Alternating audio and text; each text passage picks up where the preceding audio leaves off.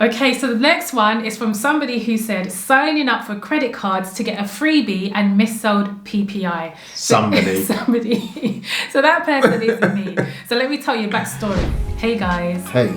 So we recently asked you in our YouTube community tabs to tell us your biggest financial mistakes, and the answers were astonishing. Yeah. So today we want to share those financial mistakes and react to it, and also share our thoughts in the hopes that other people won't have to make the same mistakes.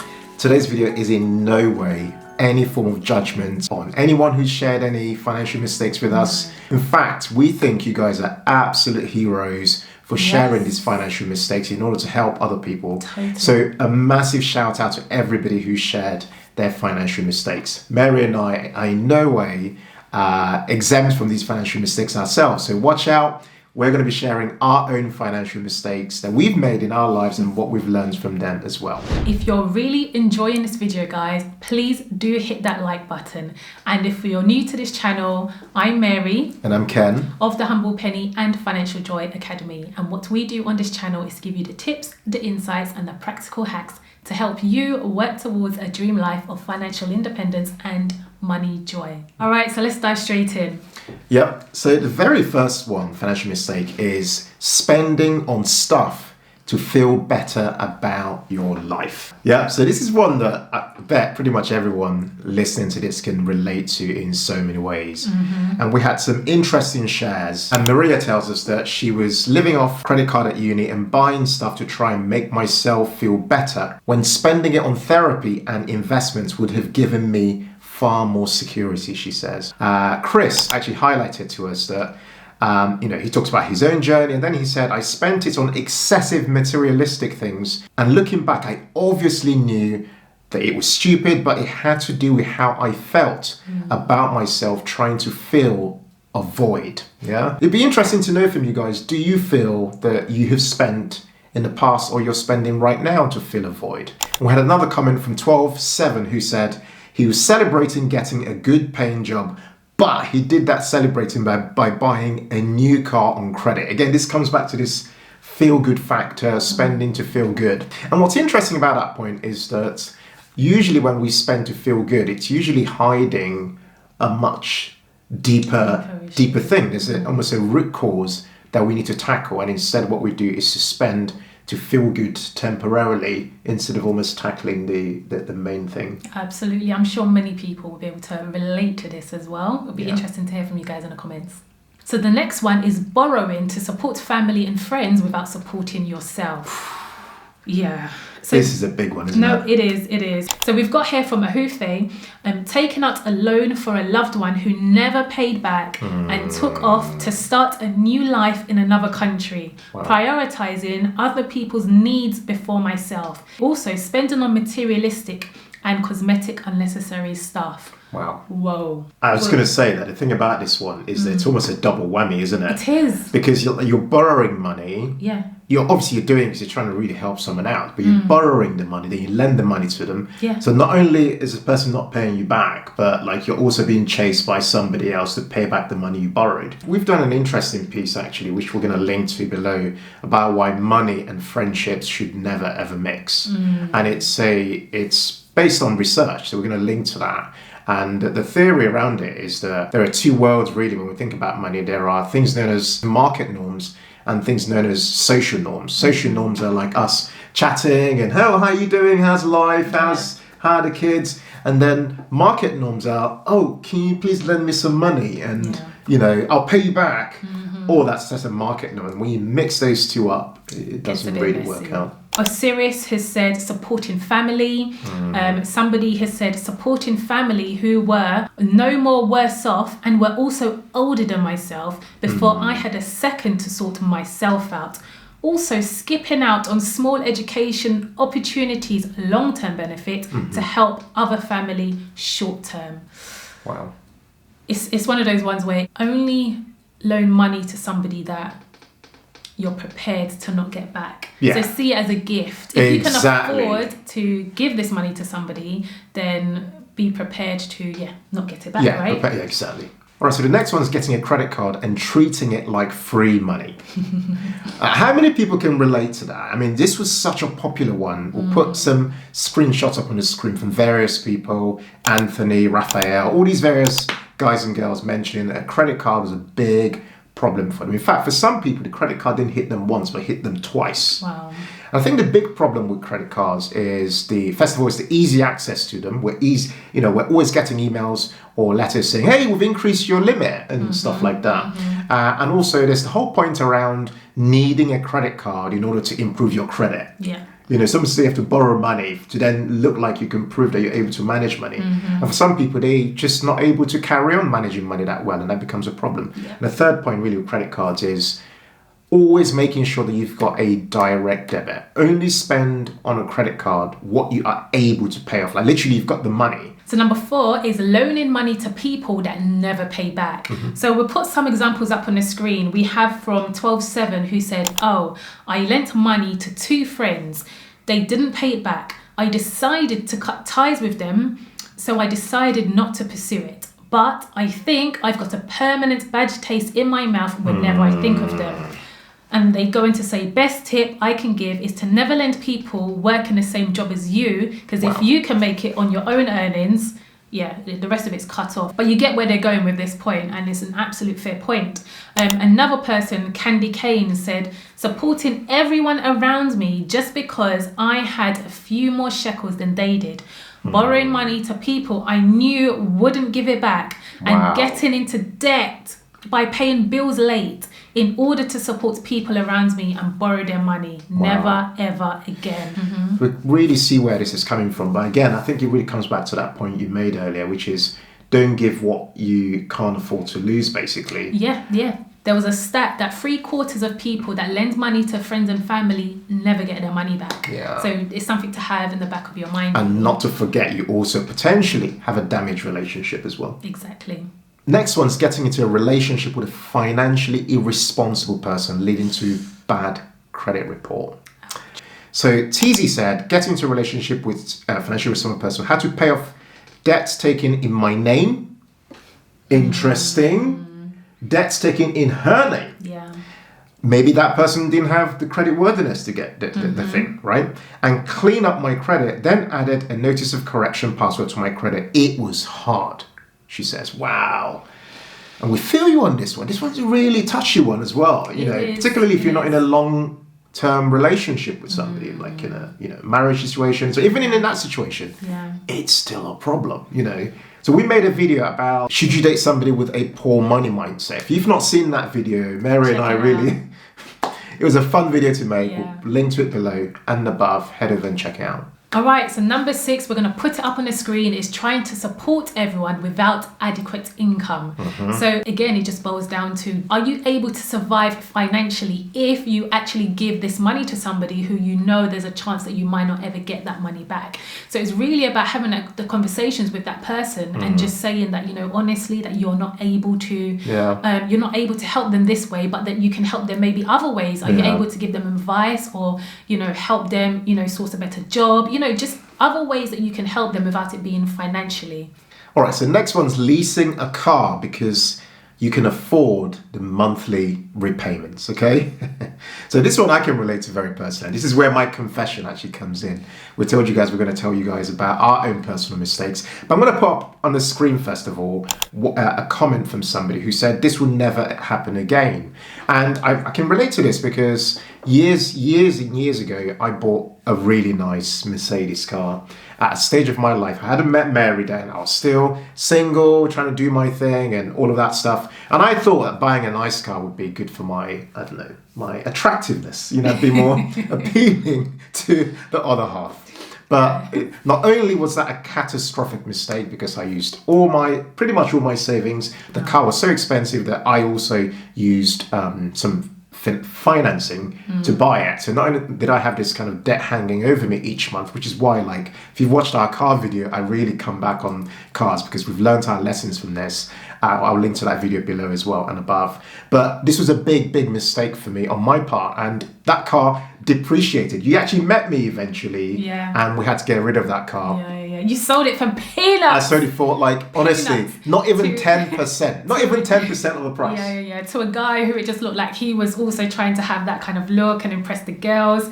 That is my hands up. That's one of my biggest... That's your confession. That's my confession, and it was not good, man. I lost out on every level. My savings, paying monthly interest, getting rid of the car eventually, obviously depreciation, getting rid of it for peanuts. So. Sorry, how much did you buy the car for?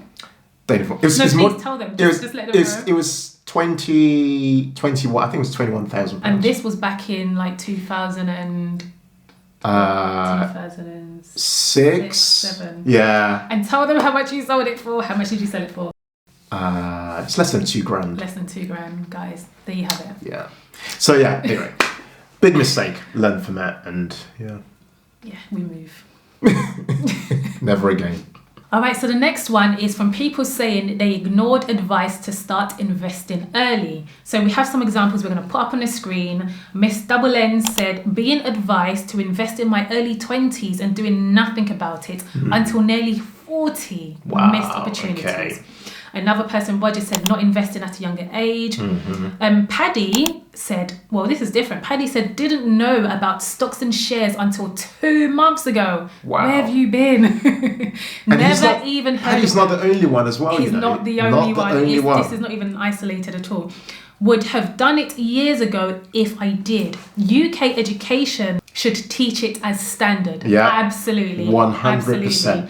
Yvonne actually commented on that same point. Yes. So Yvonne said, hi guys, my financial mistake. We're getting into trouble with credit cards twice. Never again. Also, not knowing that stocks and shares ISAs existed until this year. This year, guys. Wow. I'm 47 and I'm now trying to put in as much as I can into mine. Even though den markets are currently low, I look at it as the market being on sale. I think the world governments purposely didn't want us to become educated in money. Interesting. Because poor people, bad decisions make wealthy people more wealthy. Do you know what? I think many people will agree with Yvonne on that. Oh, absolutely. Many people. Absolutely. Because it does make you think, like, seriously, this stuff, why isn't it easily available at school? You know? It does make you think that there might be something else that's going on as to why they want to keep everyone where they are. All right, so the next one's not clearing credit card debt early when you have the money. Wow. It's really interesting reading some of the comments, and I love that you guys contributed to this, by the way. I'm going to pop on the screen from Jay Smith and from Ruth. And Jay Smith said, should have focused on clearing my overdraft and credit card balances with my first career role. Ended up doing the exact opposite and didn't sort out my situation for 18 months. Still, long behind me now, but those days I couldn't focus on the future. We completely hear you. And what's interesting with Ruth said, not attacking my loans right after starting my career. Plan is in place now, but I could have been done already. I wish I could encourage every young person not to delay. This is a really interesting point, actually, because what they're saying here is even if you had debts quite early, the thing about starting early, particularly when you're much younger, is that you don't have as much commitments. Yes. Because as soon as you start getting older, you might have children, you've got childcare, you've got all these things that suddenly start showing up, a mortgage. You want to apply for a mortgage. And you're like, boy, like, what do I do? Like, you've got all this debt, where do I start to find the money, you know? So that point about not ignoring it, this speaks to the idea of some people treating credit cards and so on, loans as free money. Yeah. Like, some people actually have the mindset of, like, you borrow money and that's it. Like, you're not meant to pay money back. But we always say on this channel that we've all made the mistakes. It's very important to have that mindset of paying back, because you know, we just treat our own money better because we've got that mindset as well. Absolutely. Right. So next one is somebody saying, staying in a role, a job, a company for too long and not moving quick enough. Yeah. So, I mean, what would we say to this? Really, we'd say that if you're in your early 20s to late 20s, it's early not a bad idea. Well. Yeah, early 30s is not a bad idea to like change jobs every 2 years. But then when you get more established in your role, like towards your 30s, late 30s, then we definitely say maybe stay in your job for about 3 years before, you know, moving on and to another job. Because every time you move on, you'd obviously move on to a better pay, a better job, better opportunity. Ken also did a great video on how to double your income. Check that video out. Very good one to watch. And you'll see how Ken increased his income really rapidly check it out. All right, so the next one's buying a car with all your money instead of investing. So this is combining a couple of points we've made before. Yeah. But this person is not actually taking out a loan. They're actually buying the car with their money. But this time round, they're buying it with all their money. You know, so this is an interesting one really about prioritization, you know. So, you know, are you investing some money already? Do you have some money put away for a rainy day or planning towards the future? That should take priority really towards a car. Although I've got to 100% admit some people need their cars for their jobs, you know, for various kind of key priorities for their families and so on. So we completely get that. But this point still remains in that if you had two options, should I buy a car or should I invest my money? Investing your money wins hands down any day, you know. And in any case, if you had the money anyway, you might not want to spend all your money, you know, like I did years ago, buying a car. You know, I've learned from that as a big mistake, and it's something we'd massively recommend you shouldn't do. Yeah. Okay, guys, so the next one is spending your salary where you work. So Justina has said, when I worked in Selfridges 100 years ago... I love the emphasis on 100 years ago. 100 years ago, when I was in university, I spent my salary in Selfridges as if I was a customer and not a worker. The 90s was crazy, fun and corruptible. I saved myself from a debt meltdown. How many people can relate to this? Come on, if you worked in people, own up. retail, let us know in the comments. Like, I mean, I was... No. We all worked, everybody worked in, okay, I shouldn't say everybody, but most people worked in retail. In some, whether it's for Christmas period, you know, whether it's part-time or whatever. But what was beautiful, what was amazing, I guess, for these retailers is that you make your salary, you're looking around, I want that one, I want that one. And then you spend your money in the same place as well. Same as me, I worked in Next whilst I was at uni, but Next, Selfridges, my goodness, like you must have been spending. Poor thing. Okay, so the next one is not paying off your mortgage as quickly as possible at the start. When you take out a mortgage, usually the bank need to get their returns quickest before you start to, you know, pay off the capital element of your loan, of your mortgage. So that beginning part is really where you're paying most of the bank's return. This is why this matters. If you take out a mortgage, what you want to do is try and make as many overpayments as possible if you can, if your budget allows it, or if you have side hustle that helps you make some money.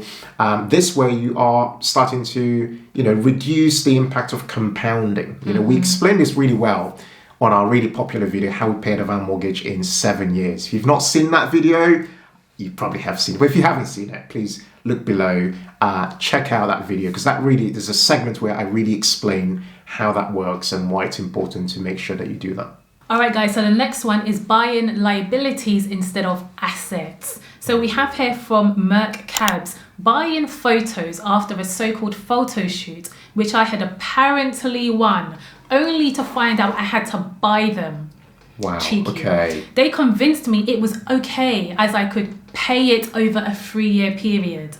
Was so young and didn't know better. It ended up costing me £3,000. I now know better. This happened almost 19 years ago before we had the good quality camera phones.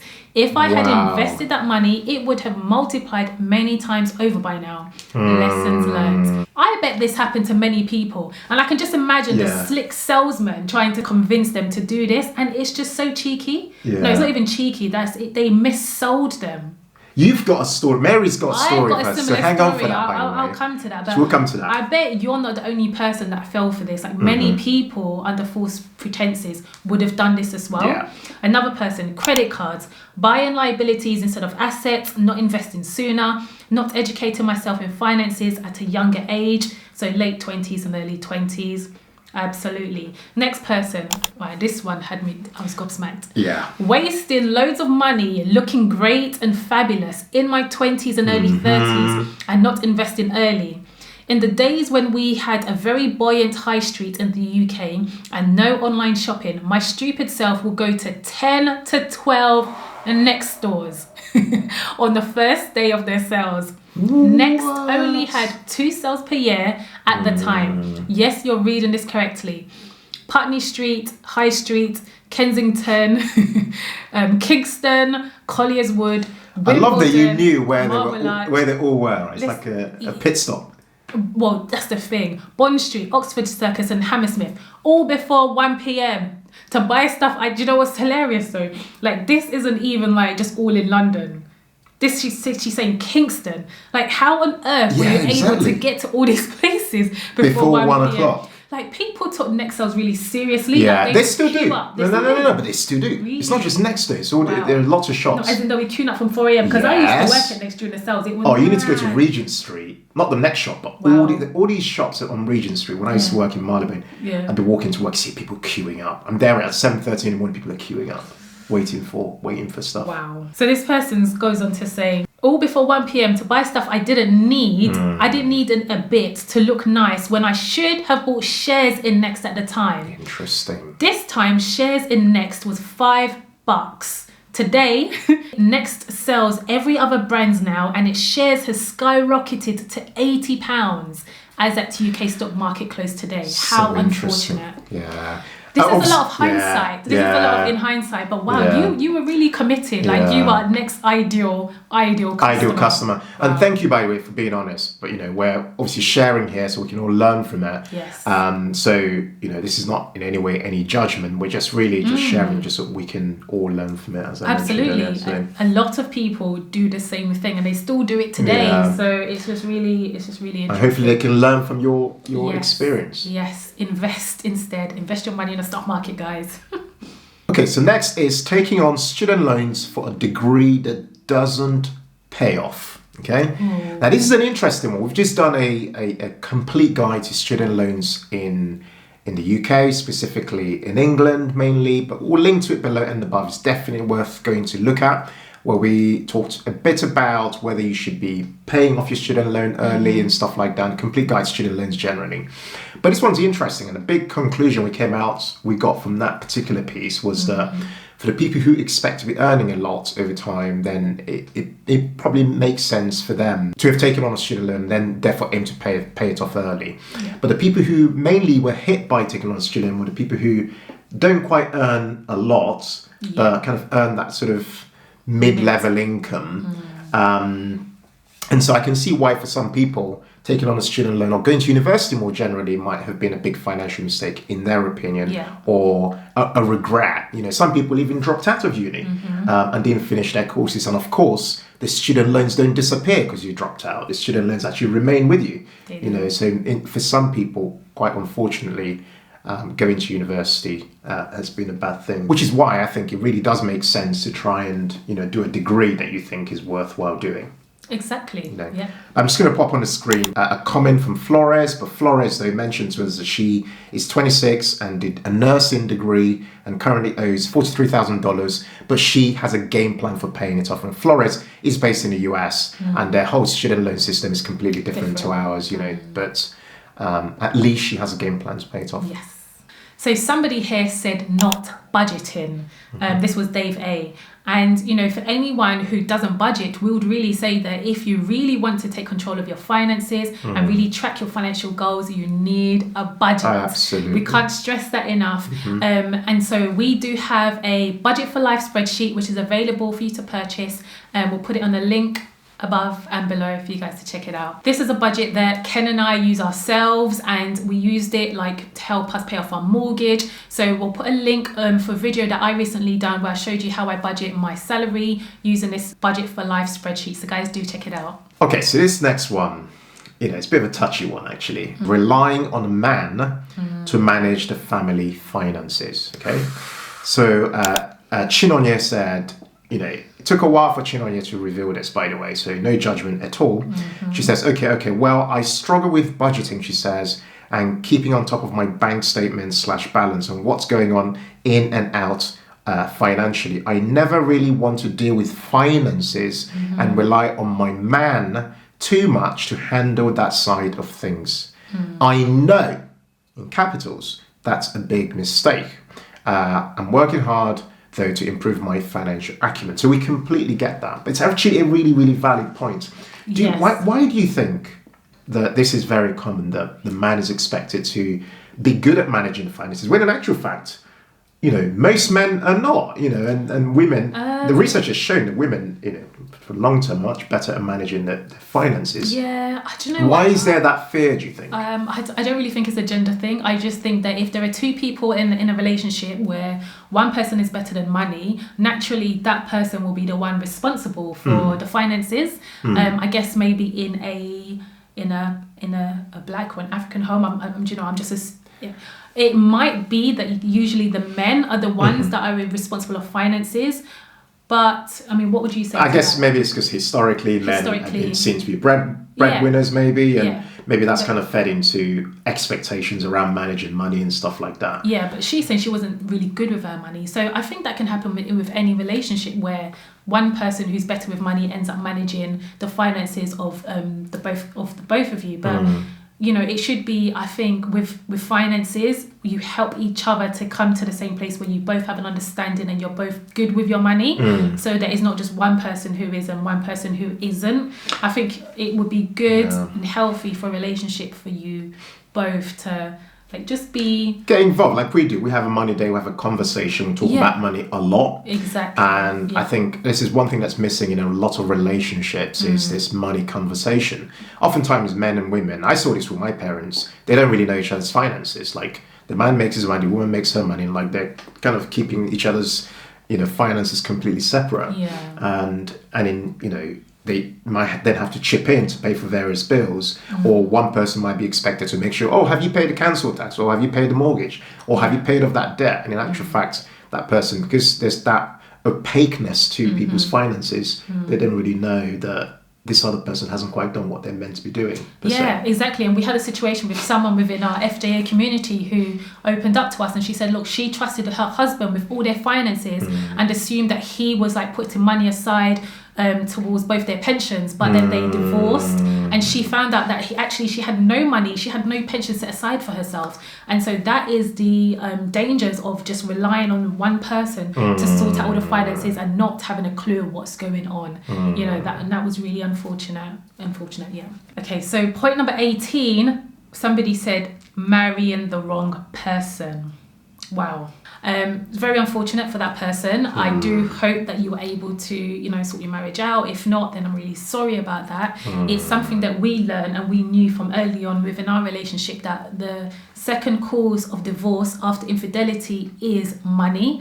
And so for those of you who are still courting, you're still dating, what I would say to you is, marriage really is a partnership and you need to both be on the same page, and you should really ideally have the same common goals that you're working towards, that you can help each other out and you can motivate each other, and it helps to strengthen your marriage. But where you're not on the same page, it really does cause so many issues. I'll just add to that and say that it's very important for both people to have quite similar mindsets, and also the need to be very practical. Now I know obviously in a marriage or courting situation you'll all be in the lovey-dovey and romantic and all that, and that's great, but strip off all that fluff. Get to the core. How much debt have you got? I actually want to know. This is so important, because otherwise you're just marrying a liability. That's a problem. You don't. Do you know what? And it's fine. We're not saying don't get into a relationship with someone who has a debt, but are you prepared to take the debt on? And also, is there a plan? Do you have a game plan to paying the debt off? It's just wahalas, as our people would say. No one wants the wahalas. Seriously, you need to this stuff, we need to take this stuff seriously in relationships. Money splits people up. It does. So you need to there needs to be transparency when it comes to money. And, before you go and make that big commitment, because this marriage thing's no joke. Okay, so next one's about getting into debt by paying bills late. Do you know what? This is an interesting one, because a number of times people forget to pay a bill, and then it starts to compound because you've missed that payment, and then that next red letter comes and you ignore it. You're like, ugh, ignore it, bury your head in the sand. That ostrich effect. The next one comes and it carries on like that. I'm just going to pop on the screen a comment from Candy Kane, who said, again, they were supporting everyone around them because they had a few more shekels than they did, borrowing money to people I knew wouldn't give it back. But this is a key point.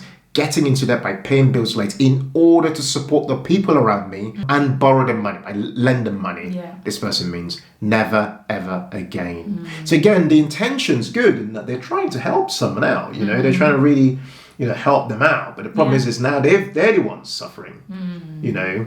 Whereas if they budgeted, like, or if you budget, you would know that you have to set money aside. You need to set, you know, money aside for a rainy day, like an emergency fund. So when somebody does ask for money, you can genuinely say, like, this is how much I have to lend you. The next one is somebody said getting into debt at a young age. It was so unnecessary and it took ages to pay back. Again, this just talks about the lack of not knowing how credit cards work. And, you know, I think a lot of people are more kind of clued up to what credit cards are really about. And only Well, that's what you think. Oh, yeah, I guess. There's a huge kind of buy now, pay later culture that's developing as we speak even now. Oh, yeah. Huge. True. So although you guys watching our channel are becoming far more clued up, you know, there's still this big industry out there, and they have customers. That's why it's a big industry. Repeating customers, yeah. Yeah. Right. Next one's having an employee mindset for years. Okay, and this was shared by Roger. And this really, you know, that really spoke to us as well, because I remember a lot of my journey, a lot of my early career journey, although I saw my family members being entrepreneurial, doing some really interesting things, there was this kind of like, yeah, man, I need to commit to focus on my job and stuff like that. Until, of course, you get made redundant, or until, of course, something really major happens that you don't expect. You start to realize, you know what, I need to start to protect myself. And we've all seen it. But what's been going on with the pandemic? Like, you know, people's jobs have just been like, put a line through it, you know, and suddenly you're like, whoa, I thought I had this security and it's just gone, you know. So shifting from that employee mindset to this almost producer mindset where you're thinking beyond just waiting for that paycheck on the last day of the month to actually asking yourself, how else could I create or make another income that diversifies our general pot, you know, is actually a really, really important mindset. Absolutely. We've made many videos on how to create various forms of side hustles. We'll link to those below, a playlist. Feel free to binge and also watch some of our mindset videos, because they're some of the most important ones in order to be able to make that shift from just focusing on just having that employee mindset. Next is wasting inheritance money. For those of you who are absolutely fortunate to have received an inheritance, to be very 100% clear, Mary and I have never received an inheritance. So we've had to work our thingy off. We've had to work very hard to kind of get to where we are, okay? But anyway, for those who've been very fortunate, you know, it's very easy to make the mistake and for that money to disappear, because you might not have been used to managing money at that particular stage of your life. So we had a comment from Nenna Gilbert. Nenna says, I became a millionaire age 17/18 in Nigeria. She was given some money from her late mum's gratuity. Being that young and naive, I didn't invest at all, she says. I wanted to buy land in a developing area in Lekki. So Lekki's a really nice part of Lagos in Nigeria, which Mary and I know very well. But I didn't follow because in my mind, the area wasn't developed, she says. Right. Anyway, went to uni, and of course, to the wind, the money goes. So all her money disappears off. And over 15 years later, the land I viewed but didn't buy is now filled with mansions costing nothing less than 50 million. She's not wrong. In the local currency, right? Can I afford it now? Nope, absolutely not. So that one must really actually hurt, because like that's like prime real estate. If you'd got in there, boom, that would have been major. Yeah. Okay, so the next one is from somebody who said signing up for credit cards to get a freebie and missold PPI. Somebody. So that person is me. So let me tell you a backstory. So at uni, when I started uni, the first week we had the Freshers' Fair, where you have all of these stalls and people trying to get you to sign up to clubs and societies. One particular stall was a bank. I'm not going to mention the name, but they're freebies. So all these stalls have stuff to entice you, like to incentivize you to come over. They have sweets and like pens. This stall had like a whole camera, and this is before the days of like, you know, smartphones and, you know, iPhones. Like, what? A camera? Like, free camera? What? Yeah, get in. They gave you a free camera, but for you to get the free camera, you had to sign up for a credit card. And obviously, I've always been very good with my money. I knew that I was not going to use this credit card. I was literally just going to sign up for the card to get the free camera. But unbeknown to me, I was actually also sold PPI, so payment protection insurance. But I didn't know because I literally, true to my word, I got the credit card and I just put it safely in my drawer, never ever used it. And so there was no need to make monthly payments. But yet I was getting charged every month £5 for something that I didn't even know I had signed up to. And then I only found out years later when I tried to get like a phone contract, because these days we had pay-as-you-go, and like I needed to upgrade and I couldn't get a phone contract. I had to get in my brother's name. I couldn't even get like a debit card. So big like, problem. Imagine going shopping, you have to like get money from the cash machine and pay with cash.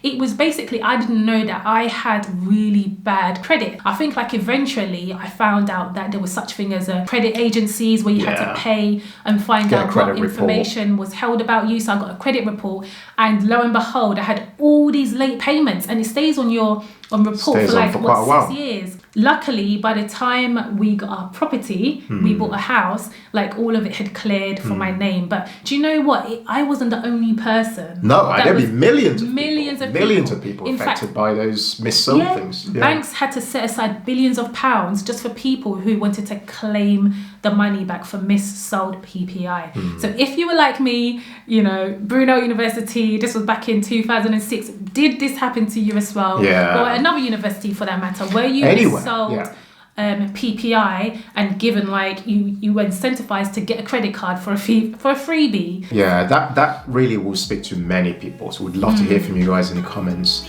But guys, we just wanted to wrap up this video by saying the big moral we're all taking away from this is that we all learn from our mistakes. Now, obviously we want to not have to make the mistakes, which is why channels like ours exist to teach financial literacy, to get it out to the masses, as you know, to as many people as possible. So we're hoping that these mistakes we've shared today will really help many people who have not made mistakes already, you know, to avoid them, and for the people who've made them already to learn from the various mistakes they've made. Again, and like Ken said, no judgment to these people, because a lot of these mistakes in hindsight, obviously it's a no-brainer to not have made these mistakes, but at the time many people would have made this mistake, and many people are continuing to make these mistakes. So no judgment at all. Thank you guys so much. Much love for sharing those financial mistakes. Because of that, because of your transparency, you're helping other people not make the same mistakes. 100%.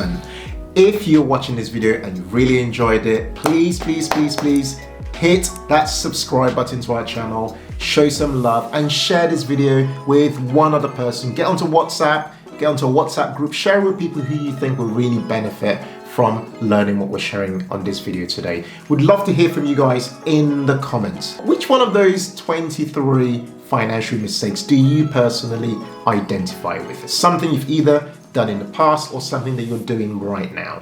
Let us know in the comments. And as ever, in all things, be thankful and seek joy. Take care. Take care. Bye.